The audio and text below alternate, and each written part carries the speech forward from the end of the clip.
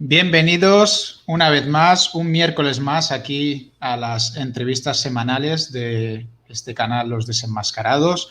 Y hoy tenemos pues un invitado especial desde España, que bueno, siempre que traemos a alguien de España, allí es tarde, ya es de noche, pero Ok, ok. gracias a Dios pues nos ponemos de acuerdo en estas 6 horas de diferencia entre aquí Puerto Rico y España. Pues hoy está con nosotros Carlos Pérez Roldán, que es abogado, académico de la Academia Internacional de Ciencias, Tecnología, Educación y Humanidades y colaborador de numerosas publicaciones y revistas, impulsor de numerosas iniciativas de la sociedad civil para fomentar la participación ciudadana real en la vida política y social, como el Centro Jurídico de Tomás Moro, el Centro de Estudios Históricos General Zumalacárregui, o la Asociación Editorial Tradicionalista, ¿no? Y actualmente es director del periódico digital Tradición Viva .es.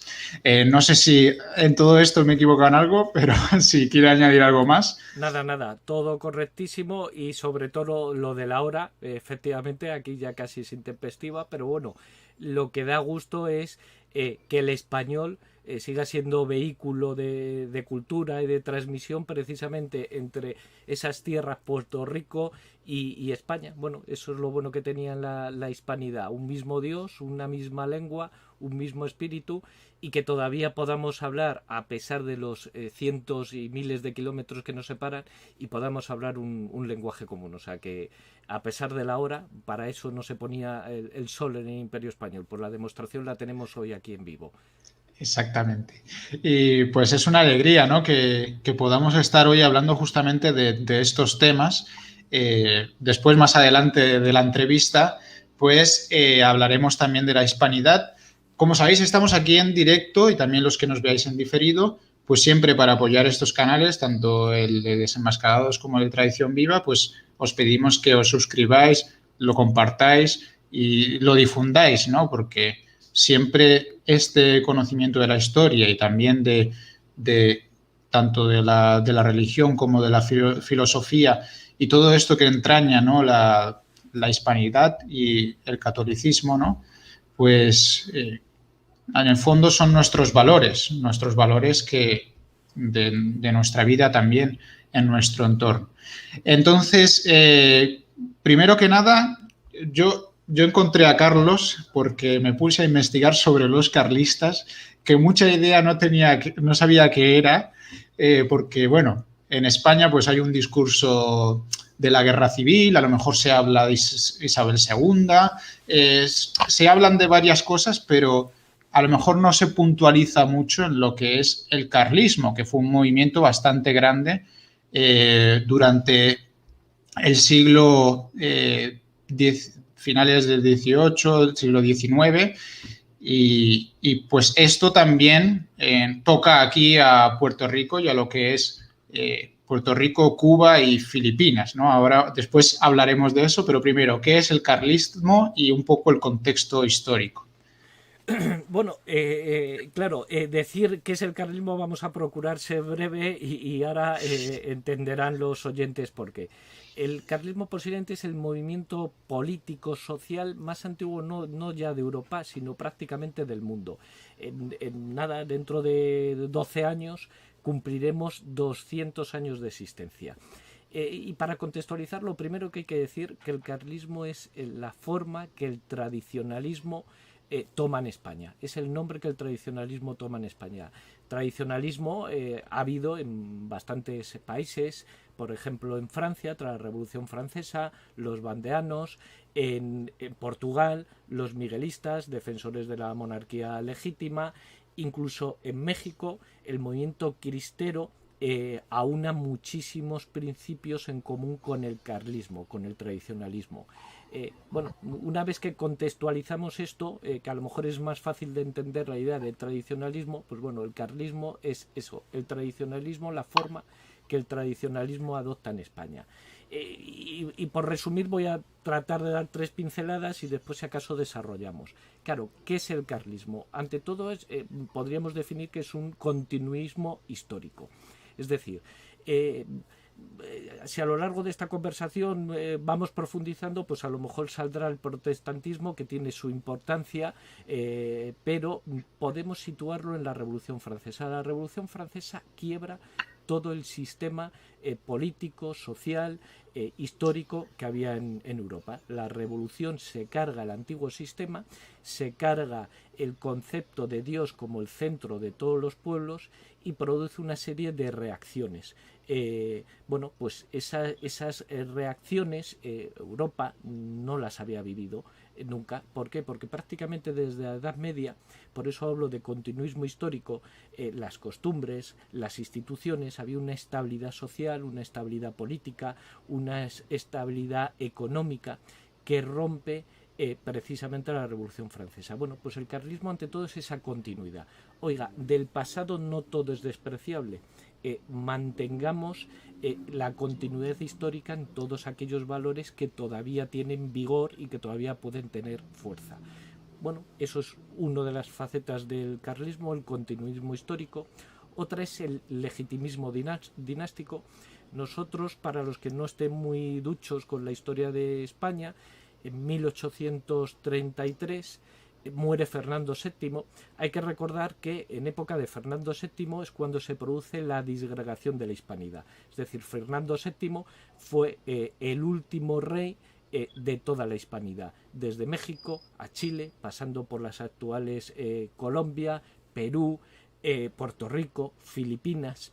O sea que este movimiento está muy entroncado precisamente en la historia de la hispanidad. Fernando VII se producen los movimientos de separación de Hispanoamérica, muere en 1833 y se plantea una cuestión dinástica. ¿Quién es el rey? Si su hermano, que es Carlos V, por lo cual el carlismo toma el nombre de carlismo por Carlos V, o su hija Isabel II. Bueno, para no profundizar demasiado, había una serie de leyes que impedían que las mujeres llegaran al gobierno siempre y cuando hubiera en línea directa un heredero masculino. Entonces, ese debate dinástico se plantea y de hecho el carlismo ha mantenido levantada la bandera dinástica hasta hasta prácticamente el siglo pasado. Reyes carlistas, para los carlistas fueron reyes Carlos V, Carlos VI, Carlos VII, Jaime I, y Alfonso Carlos, que es el último heredero directo de esa dinastía legítima, que murió en 1936 después de levantar a los carlistas en la Guerra Civil. Actualmente se discute quién tiene los derechos dinásticos de esa dinastía legítima, pero bueno, no vamos a entrar en esa profundidad. Hemos hablado de la continuidad histórica, hemos hablado del legitimismo dinástico y por último, ¿qué es el carlismo? Pues es una doctrina política. Es una doctrina política que, como he dicho antes, podríamos decir la doctrina tradicionalista. Sus fundamentos, bueno, el lema de los carlistas es el cuatrilema que nosotros decimos: Dios, patria, fueros, rey. Es decir, en esa doctrina política lo primero es Dios como el centro de toda la organización social, patria, entendida patria en el concepto sentimental, no en el concepto de nacionalismo, es decir, no es el nacionalismo es siempre excluyente. El sentido patriótico del carlismo, como de todo el tradicionalismo, es un sentido incluyente, es defender lo propio de cada país, de España, los franceses de Francia, pero lo importante es esa patria no excluyente. Fueros es un concepto del siglo XIX que muchos a lo mejor, bueno, del siglo XIX, de la Edad Media, que pervive hasta el siglo XIX, muchos se les escapa. Podríamos decir ahora que serían derechos civiles, es decir, el derecho del pueblo, los verdaderos derechos políticos del pueblo. Y rey, el último de nuestro cuatrilema es la monarquía. La monarquía como la mejor forma de gobierno. Para no extenderme aquí, bueno, pues ¿por qué entendemos que es la mejor forma de gobierno? Si concebimos que la cédula básica de toda la sociedad es la familia, pues consideramos que quien tiene que gobernar es una familia, que lo que nos da es la sucesión del tiempo, una familia que además, sabiendo que va a gobernar con sabiduría para mantenerse en precisamente el gobierno y sobre todo para que el heredero de esa monarquía pueda seguir gobernando, con lo cual consideramos que es la forma más atinada que ha llegado a la historia para precisamente gobernar bien a los pueblos. Pues bueno, un resumen muy escueto hablaría eso de la continuidad histórica, del legitimismo dinástico y de la doctrina política. Entonces, no sé si quieres que profundice mínimamente sobre la historia del carlismo, aunque sea Sí, mínimamente, bueno, si me yo un gustaría. comentario, ¿no? Aquí en Puerto Rico, pues antes de la guerra hispanoamericana, que fue en 1898, cuando Estados Unidos invade Puerto Rico, de lo cual en mayo, la primera semana que mayo, vendrá un experto de la Universidad de aquí de Puerto Rico a hablar sobre este tema.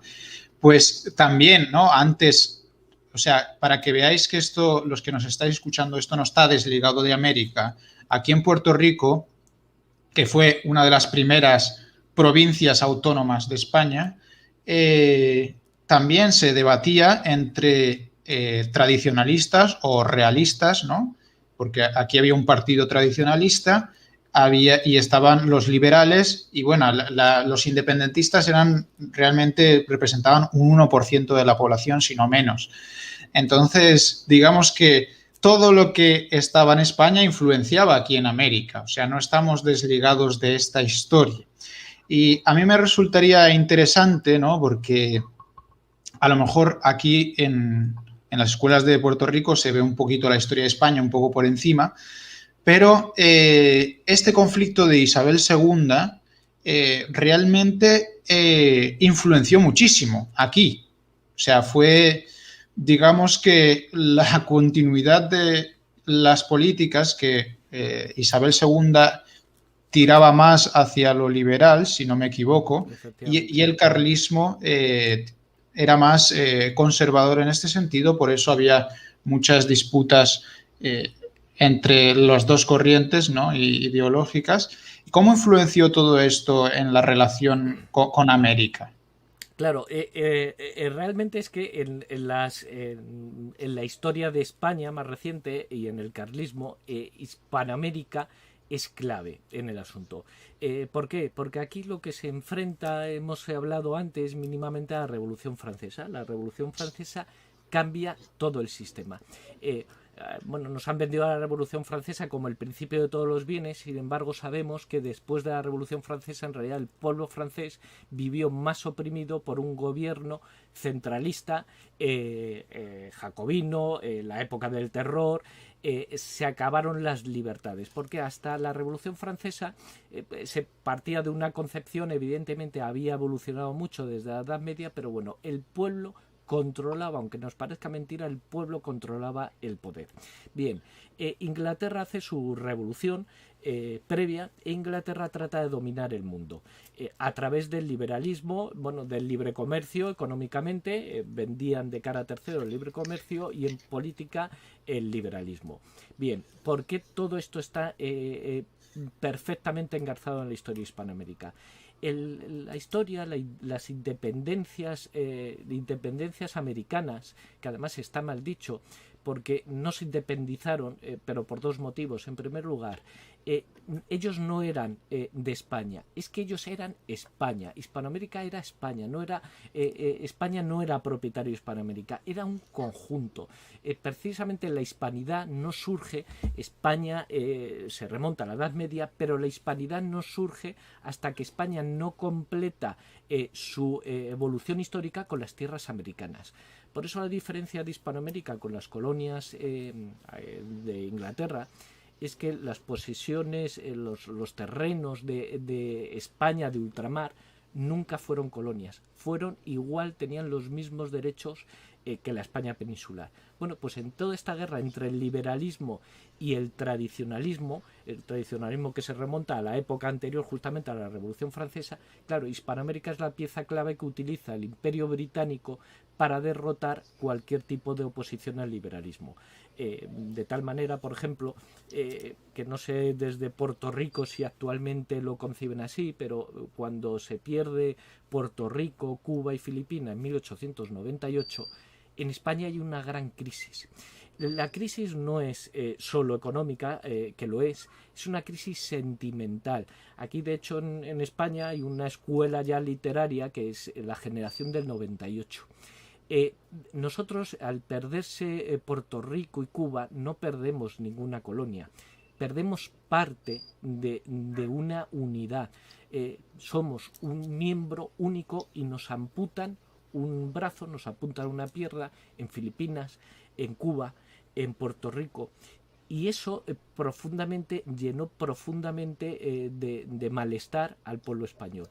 Y bueno, tiene tanta importancia que, por ejemplo, hay los reyes carlistas, se producen en el siglo XIX 3 guerras carlistas, de 1833 a 1840, la primera, del 46 al 49 la segunda, y la tercera de 1872 a 1876. Pero lo importante, que mucha gente no lo sabe, uno de nuestros reyes en la segunda guerra carlista, Carlos VI, a Estados Unidos, promete ayudarle económicamente y bélicamente para ganar la guerra, siempre y cuando ceda Filipinas a Estados Unidos. Es decir, y el rey se opone diciendo, no, yo haré la guerra por mi cuenta. ¿Por qué? Porque eso eran territorios, no eran territorios de España, es que eran España.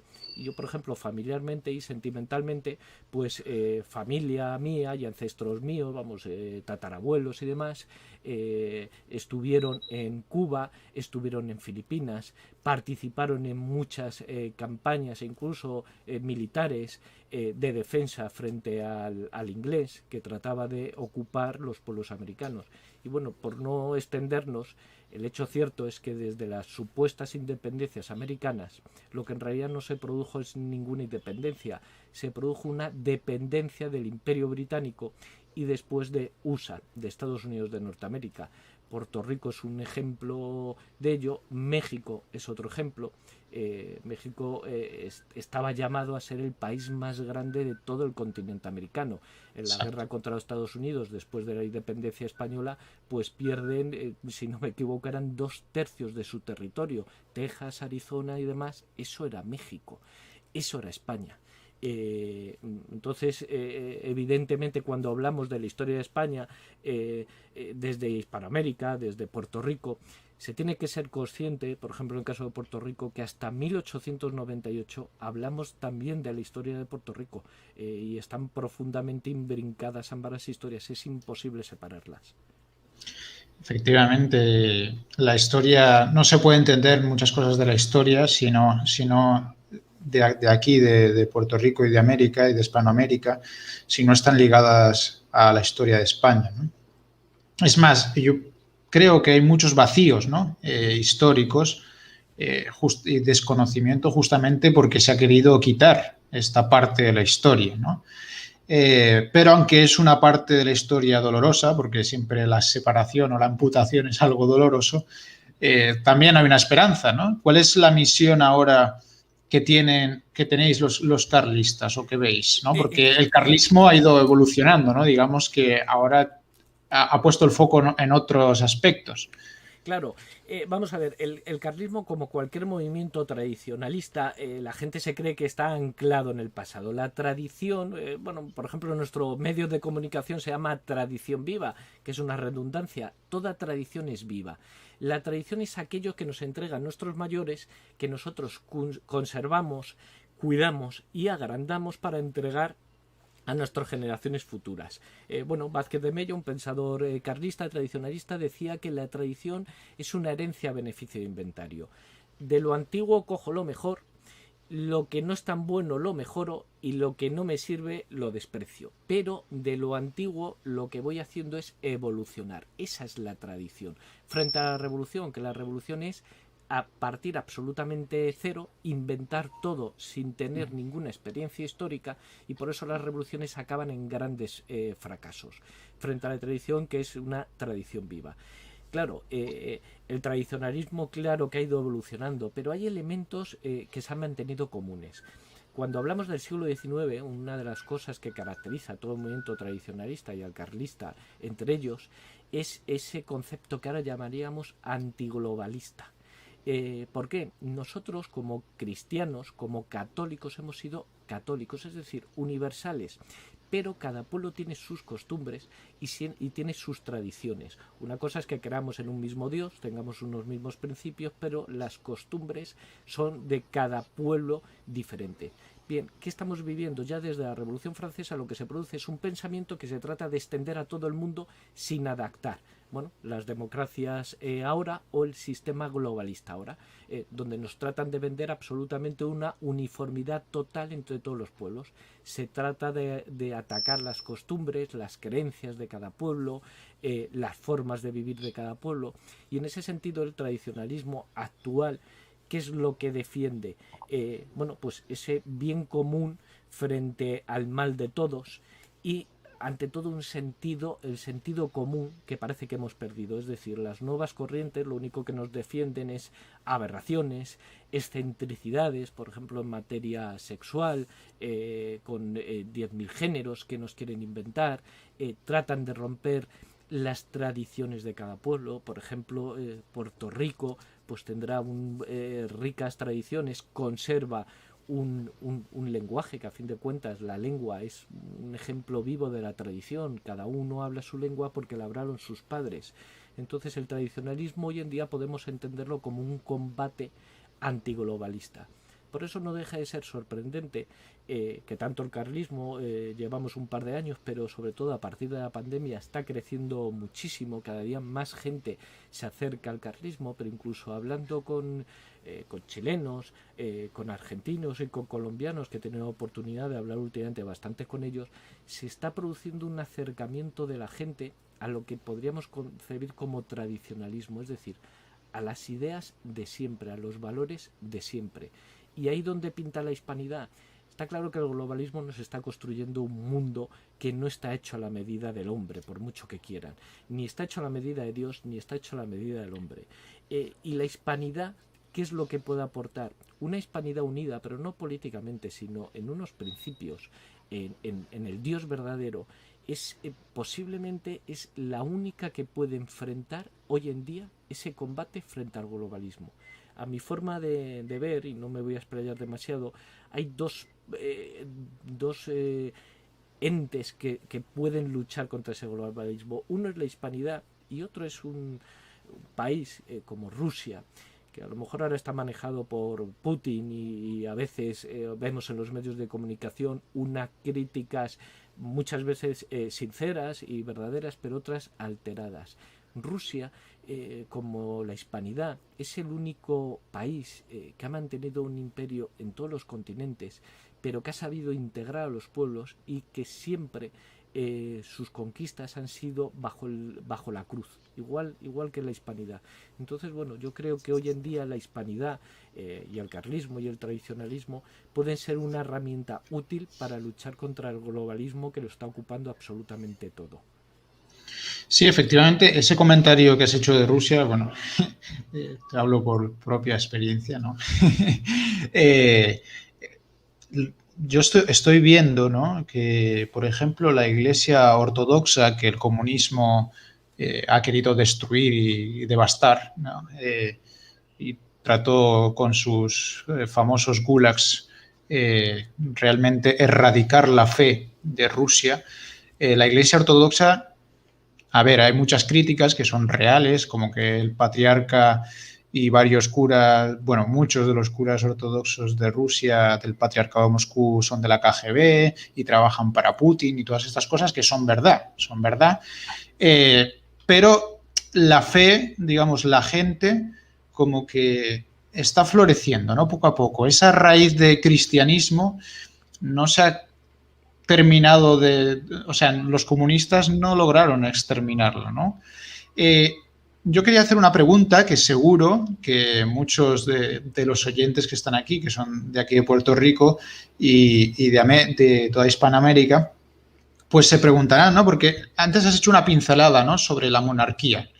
Y ahora en la radio, estos días escuchando, como se ha muerto el príncipe de Felipe de Inglaterra, pues bueno, aquí en la radio a veces lo que no saben se lo inventan. Entonces, cuando yo escuché a unos hablar de la monarquía y empezaron hablando de la monarquía inglesa y después se fueron a los escándalos de Juan Carlos y que ahora está en Arabia Saudí, no sé qué. Bueno, lo típico para criticar a la monarquía.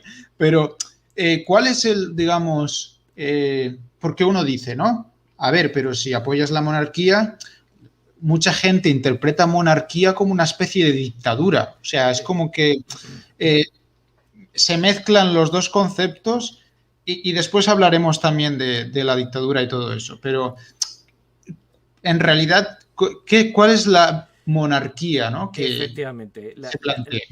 la esencia. No, el tema que dices, desde luego, es interesantísimo y además daría para un programa entero. Voy a tratar de resumir mucho.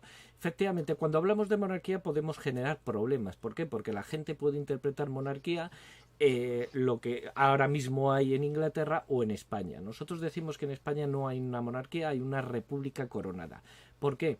Porque la monarquía es una forma ante todo de gobierno, pero de control del poder. Cuando hablamos de monarquía nos referimos a la monarquía tradicional, a la monarquía que encuentra su fundamento principalmente en la Edad Media y que en España podríamos decir que llega hasta los Austrias, hasta Carlos II, que es el último rey de los Austrias. En 1700 ya llegan los Borbones a España con Felipe V y ya esa monarquía no es la que nosotros defendemos. Y me voy a explicar. Vamos a ver, cuando hablamos de monarquía, y esto posiblemente nos ha influido la Revolución Francesa y toda la literatura que se ha escrito sobre la Revolución Francesa, pensamos, a los que no son monárquicos de verdad, piensan en la monarquía absoluta, en ese rey sol. Pero es que esa no es la monarquía, eso era una monarquía degenerada. Curiosamente, la monarquía absoluta es el antecedente de las democracias actuales, es el poder total. Es decir, en la monarquía absoluta de Luis XVI, el monarca podía absolutamente todo. Era un monarca absoluto, se podía inmiscuir en las vidas de los ciudadanos, podía subir o bajar impuestos a su libre arbitrio. Eso fue el antecedente lógico de la Revolución Francesa. Una vez que los franceses acostumbrados a monarquía absoluta, lo único que hicieron fue cambiar un rey por un presidente de la República o un presidente de gobierno que en todo caso se elige cada 4 años, pero el Parlamento tiene el mismo poder absoluto. Ahora lo estamos viendo. El Parlamento dicta los contenidos de educación de nuestros hijos. El Parlamento nos prohíbe pensar que un matrimonio es la unión entre un hombre y una mujer. Es decir, se inmiscuye absolutamente en todo. La monarquía tradicional, no solo española, lo que pasa que la española duró más tiempo, pero las monarquías tradicionales en Europa era una forma de control del poder. Es decir, existía la nobleza, que era la élite intelectual y económica, y existía el pueblo, y el monarca era el árbitro entre el pueblo, la defensa de los intereses de los pueblos y los intereses de la nobleza, que también era interesante defender porque la nobleza ante todo era una élite cultural y económica. Pero bueno, la nobleza que nosotros en España, por ejemplo, antes de la unificación de España, en la corona de Aragón, cuando se juraba un rey, más o menos en los fueros, el juramento del rey, se reunían los nobles para nombrarle rey y había una frase que más o menos, y hablo de memoria, decía algo así que nosotros que somos tanto como vos, pero juntos que somos más que vos, os proclamamos rey si defendéis los derechos del pueblo, si no, no. Es decir, ese es el concepto de la monarquía. A su vez podríamos hablar casi de una concepción cristiana, porque para hablar de la monarquía nos tendríamos que remontar a la Edad Media. Es el poder, la administración de uno, pero el poder de todos. Entonces, muchas veces cuando hablamos de monarquía, claro, estamos hablando de unas instituciones monárquicas que solo conservan la corona como adorno, pero no el concepto. Por ejemplo, en España, mucha gente no lo sabe, en la España clásica, en Hispanoamérica, por ejemplo, los impuestos no se podían subir si no se aprobaban en Cortes, y en las Cortes estaban representados los pueblos. Por ejemplo, en Hispanoamérica existían, cuando desde la península se dictaban leyes, a veces esas leyes estaban adaptadas a lo mejor para la península, pero no cuadraban no en todas las posesiones americanas, a lo mejor no quedaban en Nueva Granada o en Nueva España. Entonces los gobernadores ahí, los virreyes, decían se acata pero no se cumple. Es decir, las leyes no se tenían por qué cumplir. ¿Por qué? Porque ante todo el virrey tenía que cuidar por el pueblo que tenía encomendado. Y otro tema curioso, y eso se produjo también mucho en Hispanoamérica, esas monarquías de los reyes de los Austrias que nos venden como absoluta, lo que la gente no sabe, que cuando un rey, cuando un virrey o cuando un gobernador, un cargo público, dejaba de ser cargo público, se producía lo que era el juicio de residencia. ¿Qué era el juicio de residencia? Antes de dejar el cargo público, si tú, por ejemplo, habías estado en Puerto Rico, no podías salir de Puerto Rico hasta que no se te juzgara. Se miraba qué hacienda tenías antes de haber llegado al poder, antes de haber llegado a ese puesto de administración, y qué dinero tenías una vez que concluiste, a ver si te habías enriquecido injustamente. Y, por ejemplo, en esos juicios de residencia, cualquier persona del pueblo tenía derecho a presentar cargos frente a ese cargo público, presentar denuncias. Oiga, a mí no me resolvió este expediente en plazo, a mí me dictó una sentencia injusta sabiendo que era injusta. Bueno, todo eso estaba en la monarquía real en la que nosotros defendemos, y sin embargo ahora mismo esto no está en el parlamentarismo. Bueno, y temas de ideología de género, pues creo que estamos todos acostumbrados a ver cómo se están metiendo en nuestras vidas o cómo regulan absolutamente todo, desde cómo tienes que hacer los productos, con qué precio los tienes que vender, con qué calidades. Bueno, entonces, en realidad todas esas críticas, y con esto concluyo, que se vierten a esas monarquías absolutas, en realidad son críticas que podrían utilizar con los sistemas parlamentarios occidentales actuales, porque todos esos vicios de la monarquía absoluta los heredó y los acrecentó un sistema liberal, donde sistemas totalitarios, donde se meten en todas las facetas de la vida y entre ellos en la familia. Exactamente, cuando se quita la monarquía de muchos países de Hispanoamérica, ¿no? Pues una de las cosas que se quitan, ¿no? es estos juicios a los gobernadores y a los virreyes. O sea, ya no hay juicios al poder, por lo tanto, el poder puede hacer lo que quiera y, bueno, tenemos grandes referentes como Simón Bolívar, que se hizo más de lo que quería. y después, bueno, también se abolieron las leyes de Indias y, por ejemplo, tribus como los apaches, pues estaban en contra del nuevo gobierno de México, porque era una barbaridad lo que querían hacer con los indígenas o los nativos, ¿no? de esos lugares, y efectivamente los apaches terminaron bastante mal con el último apache Jerónimo.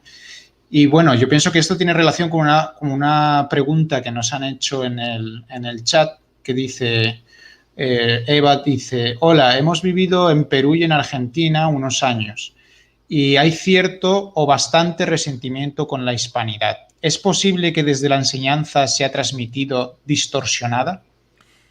Completamente. Y completamente, mira, hace poco hice una entrevista a un chileno que ha escrito un libro que, por cierto, es una maravilla, Sureños a las armas. Lógicamente se refiere solo a la historia de Chile. Cuando estudiamos las guerras de independencia, y en España también se ha adulterado, porque en España hay también bastante odio a España, o sea, fíjate a qué llegamos, se nos ha adulterado todo. Por ejemplo, en las famosas guerras de independencia americanas apenas había soldados peninsulares.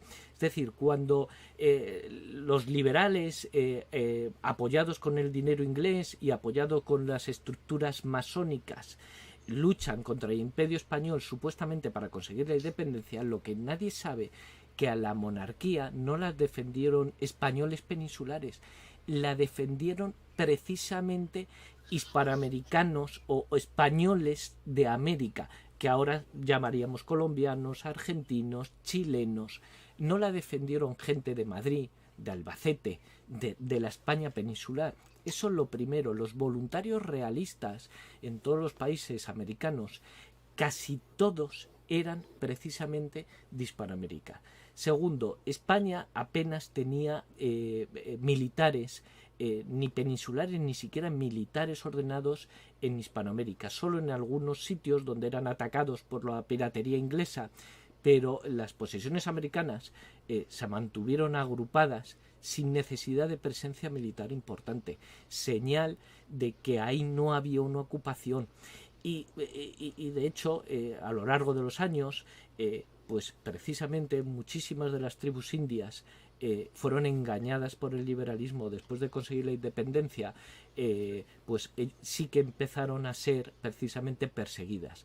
En España, bueno, de hecho la Virgen de Guadalupe no se le aparece a un peninsular, la Virgen de Guadalupe se le aparece a un indio, o sea, hasta ahí llegamos, la democracia, por así decirlo, bien entendida, de ese concepto de hispanidad. Entonces, desde luego está muy adulterada la historia, está muy adulterada porque no nos engañemos, realmente, y esta es la visión que tengo yo, desde luego muchos a lo mejor podrán discrepar, Hispanoamérica sí que necesita ahora, para algunos sería una segunda independencia, para mí sería la primera independencia, que es del poder británico o del dinero, ahora sería del dinero USA.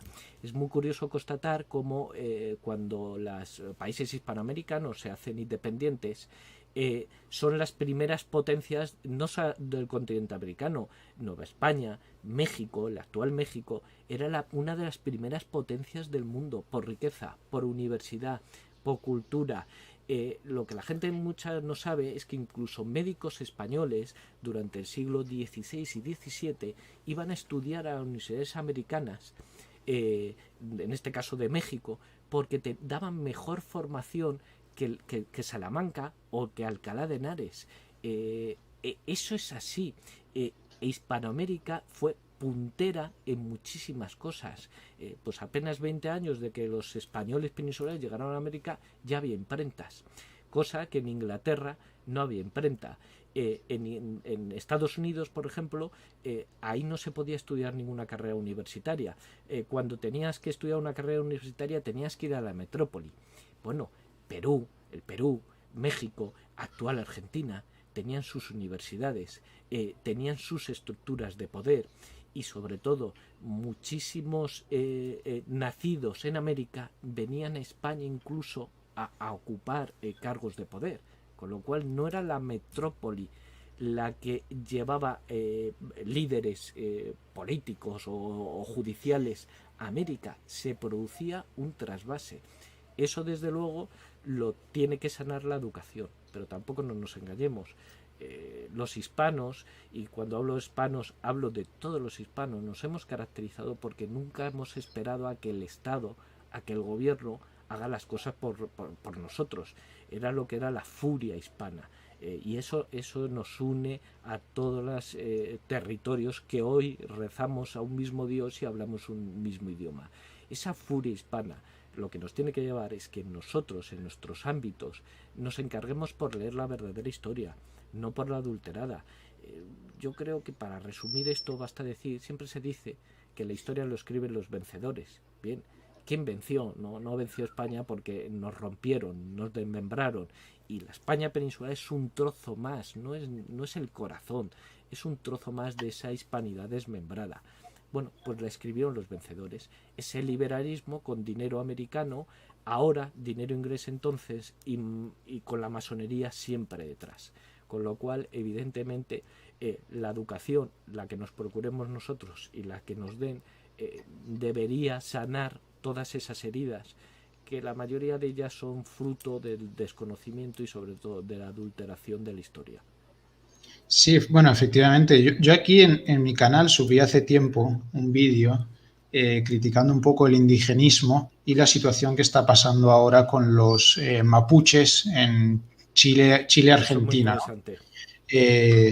Y que esta semana pasada han quemado otra iglesia, lamentablemente. Bueno, yo hice ese vídeo y al poco tiempo me empezaron a hacer comentarios los haters. Oye, que ya es buena señal que tengo haters, ¿eh? Eso efectivamente es bueno. Pues uno me decía, estás haciendo delito de odio, ahora que está tan famosa esta frase. Dice, te voy a banear. Bueno, me amenazó en varias ocasiones. Y yo lo único que decía es que realmente los españoles no tuvieron que ver con los mapuches, primero porque no llegaron. O sea, llegaron pero no pudieron conquistar a los mapuches. Y segundo, que los mapuches en las guerras de independencia, cuando estaban luchando los realistas contra los independentistas, los mapuches se pusieron del lado de España. O sea que los mapuches lucharon con España contra los independentistas. Claro. Eso es muy curioso. Es muy curioso, los mapuches además es un tema muy interesante. Por ejemplo, en Chile, pues los chiloetes, todas las tribus indígenas que había en Chile se pusieron precisamente al lado de, bueno, no de los españoles, porque claro, es que ahora hablamos de los españoles, claro. Es que ellos eran españoles, se pusieron al lado de los realistas, frente a los liberales, que los liberales lo único que querían es poder ellos manejar el comercio y disgregar. Bien, las independencias americanas, como hemos dicho antes, fue una desmembración de una única nación, de un único pueblo. Una desgregación que no nos engañemos, y de ahí la importancia de los mapuches, que no ha acabado. Vamos a ver, en España, desde Puerto Rico, quien siga un poco la actualidad española, nosotros tenemos el movimiento nacionalista vasco, que fue terrorista con ETA, el movimiento nacionalista algo más pacífico, pero que utiliza otro tipo de violencia, no las armas, pero otro tipo de violencia, que es el catalán. ¿Por qué? Porque no nos engañemos, cuando se ha perseguido la hispanidad, no se ha perseguido la hispanidad, se ha perseguido la cruz, se ha perseguido al Dios verdadero. Lo que pasa es que la hispanidad es quien mantuvo en esa cruz. De hecho, es muy curioso, y esto, hombre, me gustaría que los americanos lo conocieran, porque es parte de su historia y porque tienen que estar orgullosos. Si uno coge el plano, el mapamundi, se dará cuenta que el cristianismo actualmente, menos alguna excepción, el cristianismo, el catolicismo actualmente, solo está vivo en aquellos territorios donde llegó una pica española, donde llegó una bandera española. Eso es así. Y está vivo en Italia, pero es que España estaba en Italia y está vivo en todos los países donde hubo una pica española. Bien, entonces el enemigo es el catolicismo. Las guerras de independencia lo que tratan es de acabar el imperio español, pero no por español, sino por católico. Y el proceso no ha acabado. En España padecemos el nacionalismo vasco y catalán. ¿Qué se está jugando en Hispanoamérica? Sigue habiendo países muy grandes y sigue habiendo países que el día de mañana pueden ser grandes potencias. Y hablo de hispanidad en sentido amplio. Brasil, México, Colombia, Argentina. ¿Quién duda que cualquiera de estos países podría estar entre los 10 países más ricos del mundo, más poderosos, porque tienen materia prima, tienen gente con iniciativa? Entonces, ¿qué es lo que tratan de hacer con los movimientos indigenistas? Volver a dividir las naciones. En Colombia se está utilizando los movimientos indígenas para tratar de acabar con la unidad colombiana. En México se están utilizando para lo mismo. Y en Chile y en Argentina igual. Lo que pasa en Chile y Argentina todavía hay un plus, que está en la Antártida. Vamos a ver, los mapuches ocupan el sur de Chile y el sur de Argentina. Lo que se quiere hacer es que el sur de Chile y el sur de Argentina dejen de ser Chile y Argentina y convertir en un estado frontera. ¿Para qué? Para que las grandes corporaciones mundiales, manejadas casi todos ellos por dinero americano, puedan manejar toda la riqueza mineral y toda la riqueza científica de la Antártida sin tener a los chilenos o tener a los argentinos controlándoles. Esa es la realidad. Entonces, cuando hablamos que estamos en contra del indigenismo, no es que estemos en contra de los indígenas, de los indios.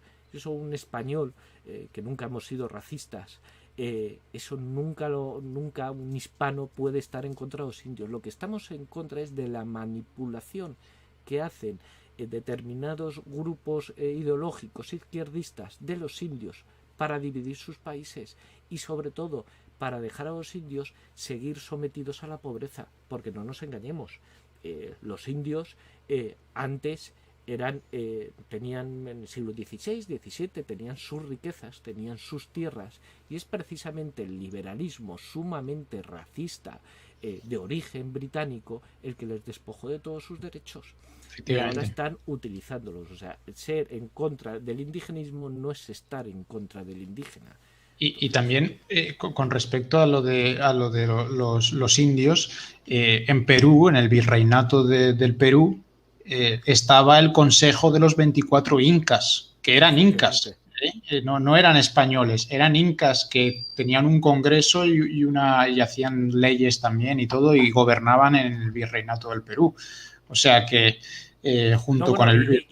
y después, perdona, la evidencia más lógica. Tú te vas a Estados Unidos y los pocos indios que quedan, y quedan muy pocos, es en la parte donde antiguamente era México, anteriormente fue España. Es decir, no Exacto. quedan indios. Señal de que se han exterminado. Si tú vas a Hispanoamérica, tienes indios, tienes criollos, tienes mulatos, tienes absolutamente de todo. Con lo cual, oiga, vamos a ver, si los españoles, habiendo sido la primera potencia del mundo, habiendo tenido el ejército más poderoso del mundo, hubiéramos querido acabar con los indios, hubiéramos tenido bastante más éxito que los británicos, que lo único que tenían piratas, y que durante 300 años no pudieron ganar una sola batalla al imperio español.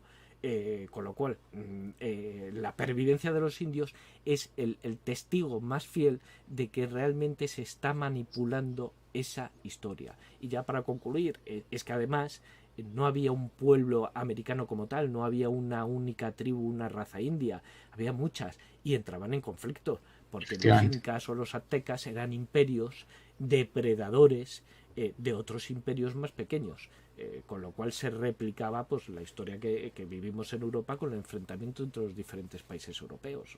O sea, eso es, creo que no hace falta leer muchos libros, solo hace falta salir, ir por Bogotá, ir por Santiago de Chile, ir por La Habana Y por el viejo San Juan aquí en Puerto por el Rico. viejo San Juan y ver lo que hay. Y entonces dices, estas son las pruebas de que no pudieron ser tan opresivos. Exacto.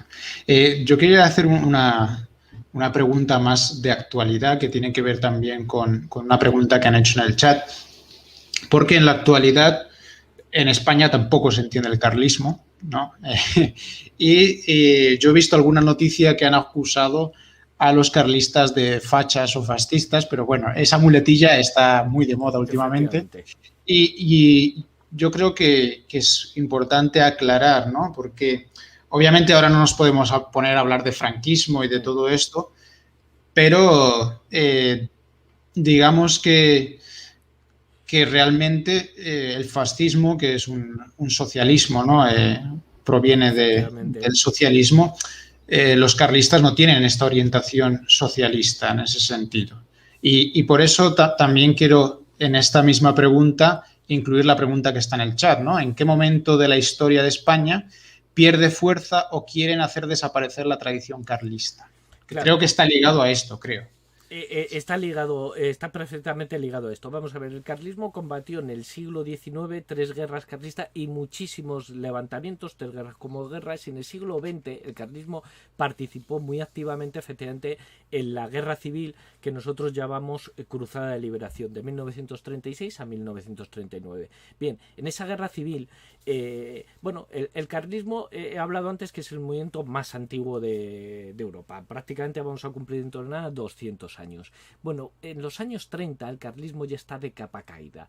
Es decir, se sigue conservando carlistas, sigue habiendo tradicionalistas, pero ya no es un movimiento social de masas, porque el carlismo, ante todo, hay que decir que fue un movimiento popular, apoyado por el pueblo. Precisamente sus enemigos fueron las élites económicas, las élites liberales. O sea, nos pasó en España lo mismo que en Hispanoamérica. Las élites liberales se hicieron con la política y el pueblo se levantó libremente, precisamente para defender el carlismo y el tradicionalismo. Bien, pues en los años 30 el carlismo parecía que estaba apagado, o los años 20. Bien, aquí está ya el 14 de abril de 1931 se proclama la República. Una república que es atea, que empieza a perseguir a la Iglesia, que empieza a quemar la Iglesia. Entonces, gente que había permanecido, gente católica que había caído en ese catolicismo liberal de soy católico en casa, pero fuera no, se dio cuenta que para defender la fe se tenían que alistar a las filas del carlismo, porque la guerra civil española, que es muchas desde fuera a veces no se entiende, no era una guerra entre franquistas y republicanos, entre totalitarismo y democracia, era una guerra entre Dios y los sin Dios. En España los republicanos hicieron la guerra con la cruz y el martillo, al grito de viva Rusia comunista. y los carlistas lo hicieron bajo la cruz. En todos los tercios carlistas había una cruz y bajo el nombre de Dios. Bien, entonces fue una guerra religiosa. En ese momento nosotros tuvimos que tomar una posición. Se habían sublevado unos militares que defendían más el orden que la república y que eran más cercanos a nuestros principios. Entonces nosotros no nos levantamos para defender un régimen totalitario ni defender a Franco, para defender a Dios. De hecho, los carlistas decimos que la guerra civil del 36 al 39 fue la primera guerra que ganamos, pero nos la hicieron perder, porque después nuestros ideales no se cumplieron al 100%. Y por ejemplo, yo he de confesar que no soy franquista, incluso soy antifranquista, pero reconozco que el régimen de Franco, desde luego, no solo hizo cosas positivas, sino que pudo defender el catolicismo, que a fin de cuentas eso era por lo primero que nos habíamos levantado. Entonces, ¿qué es lo que pasa? Las acusaciones ahora, los carlistas son totalitarios porque defendieron a Franco, claro, implicaría hablar sobre la guerra civil, los famosos mitos de la guerra civil, y desde luego la posición del carlismo no fue apoyar a Franco, sino levantarse frente a una república atea. Es lógico que quieran ver al enemigo, siempre se le cataloga pues ahora cualquier cosa que no queremos como fascista o totalitario. En este sentido el carlismo siempre ha sido atacado por las élites. Lo importante, como se dice en España, ladran, luego cabalgamos. Lo importante es que están todo este sistema que están montando y que desde luego ha caído con la pandemia, todo este globalismo, lo que está haciendo a la gente es volver a sus orígenes, a la tradición, y entonces nos vuelven otra vez a ver como enemigos. Y ya para concluir, el carlismo no divide el mundo en una geometría de izquierda o de derechas, sino una geometría de arriba a abajo, es decir, de lo bello, de lo excelso a lo corrupto, a lo malo. Esa tiene que ser la idea. Nosotros lo que tenemos que defender es a las élites, pero no a las élites económicas, sino a las élites morales, a los que trabajan todos los días, a los que son capaces de levantar su país, a los que cuidan por sus mayores y cuidan también por la herencia que van a dejar a sus hijos, a los que se comprometen con la sociedad. En esas posiciones, pues muchas veces encontraremos cosas que nos puedan igualar a algunos diálogos que mantiene la izquierda y otras a unos diálogos que mantiene la derecha, pero eso es pura casualidad, es azar. Nosotros, vuelvo a decir, nuestra división es entre lo excelso y lo corrupto, entre arriba y abajo, entre lo bueno y lo malo. Esa es la única catalogación.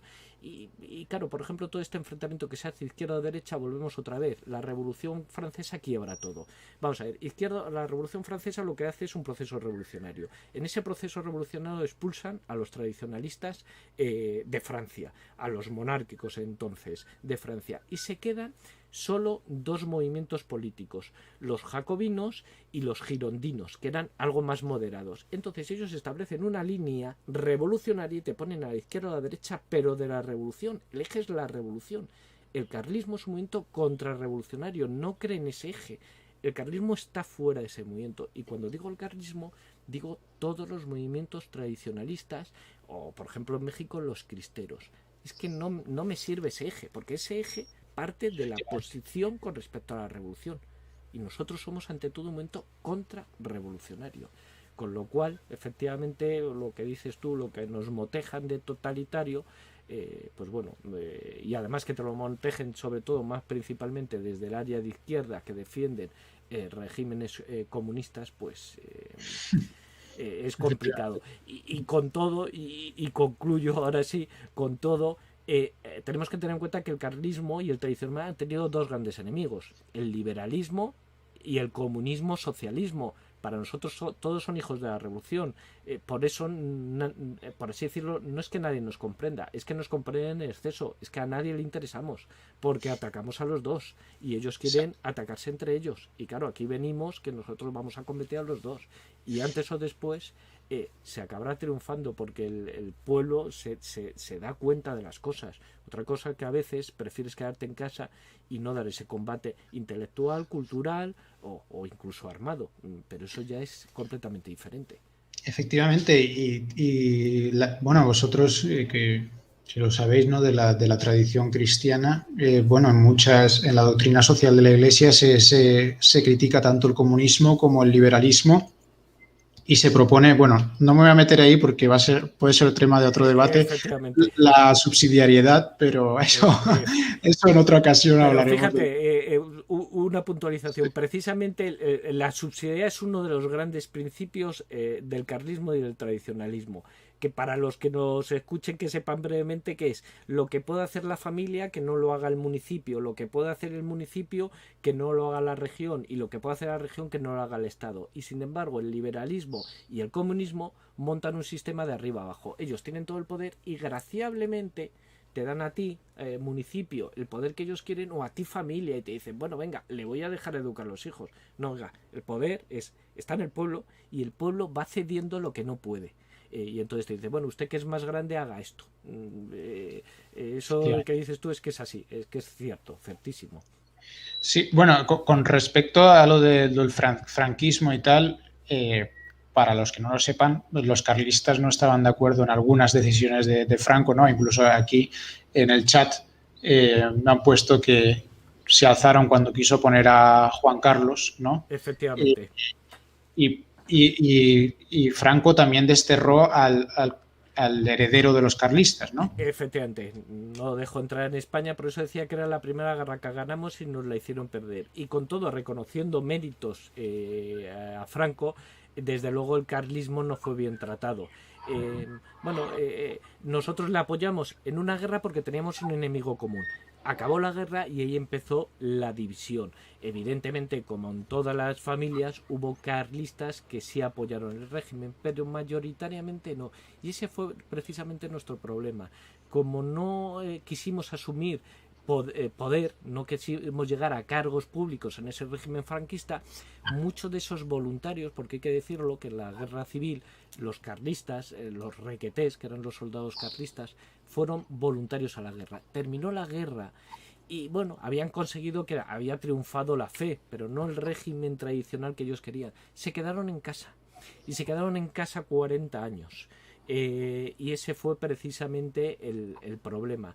De hecho, que el carlismo era un movimiento que estuvo en contra de Franco, pues eso se demuestra. Bueno, Franco cogió algunas cosas del carlismo y de la doctrina, pero la adulteró.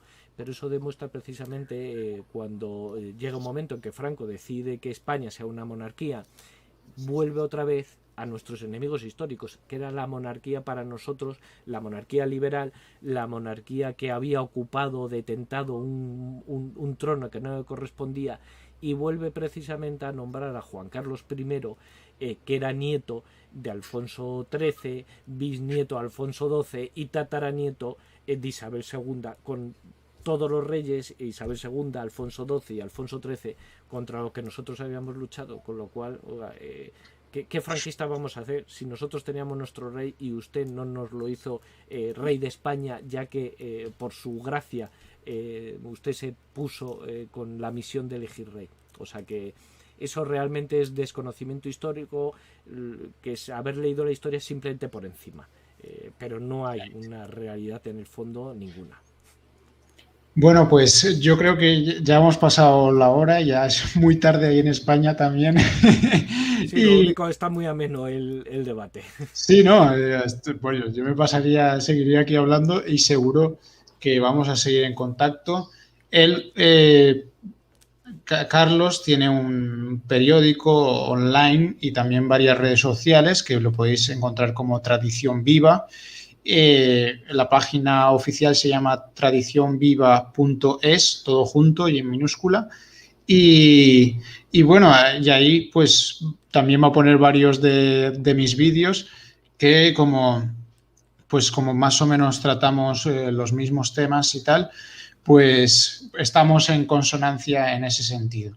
Y yo no sé si quiere, yo suelo terminar nuestros encuentros con una oración.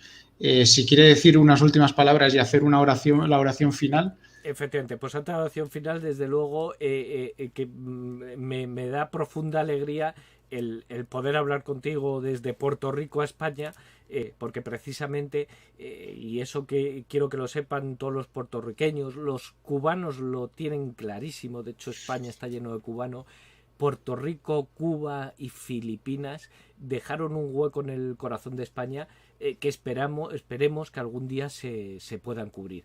Y si alguna vez se animan, porque los puertorriqueños son muy dados a irse a Estados Unidos, que se animen a venir a España, que desde luego serán acogidos, nunca como extranjeros, siempre como hermanos, y desde luego eso me hace muchísima ilusión esta entrevista desde Puerto Rico.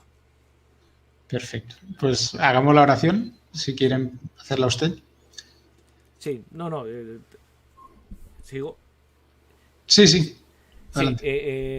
Dios te salve María, llena eres de gracia, el Señor es contigo, bendita tú eres entre todas las mujeres y bendito es el fruto de tu vientre Jesús. Santa María, Madre de Dios, ruega por nosotros los pecadores, ahora y en la hora de nuestra muerte. Amén. Amén. Bueno, pues con la Santísima Virgen, que esa es otra, la gran patrona de la hispanidad, pues no hay mejor manera de despedirse. Aunque estando en Hispanoamérica, a lo mejor en vez de la Virgen del Pilar, la vocación tiene que ser la Virgen de Guadalupe. Sí. Pero no hay mejor manera. Pues muchísimas gracias y esperamos encontrarnos en otra ocasión. Y Ya. Un saludo a todos los que nos están viendo en directo y a aquellos que nos verán en diferido, y saber que aquí estamos cada miércoles haciendo una entrevista, y también en el periódico de Tradición Viva y el canal de YouTube, de Facebook, y tienen varios canales. Pues muchísimas gracias, Carlos. Muchísimas gracias a ti.